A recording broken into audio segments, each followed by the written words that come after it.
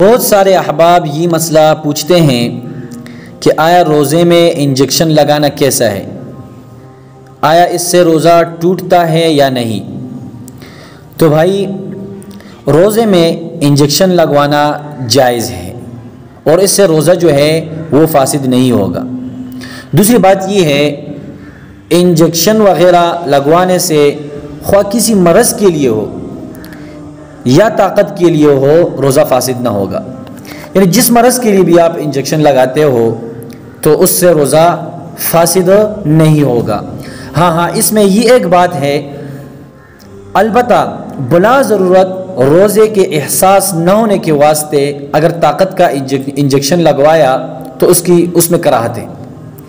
یعنی ایک بندہ بیمار ہے، اس کو ڈاکٹر نے کہا ہے کہ بھائی آپ کے لیے انجیکشن جو ہے وہ طاقت کا لگانا پڑے گا، تو لگائے، اس میں کوئی وہ نہیں ہے۔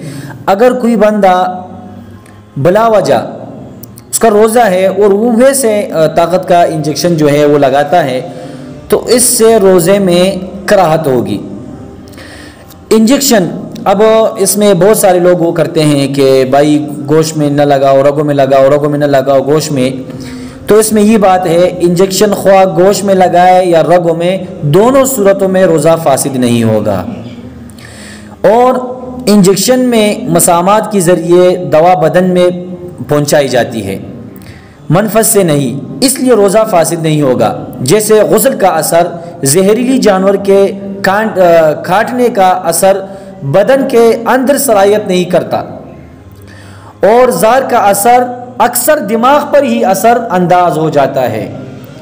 آپ نے دیکھا ہوگا نا، جب کوئی زہریلی چیز انسان کو کاٹتا ہے تو انسان کا جسم جو ہے وہ پھول جاتا ہے، اور بعض جانوروں کو کاٹنے سے بدن پھول جاتا ہے اور زہر اندر پہنچ جاتا ہے، لیکن بالاتفاق روزہ فاسد نہیں ہوتا۔ تو اسی طرح انجیکشن سے بھی روزہ فاسد نہیں ہوتا۔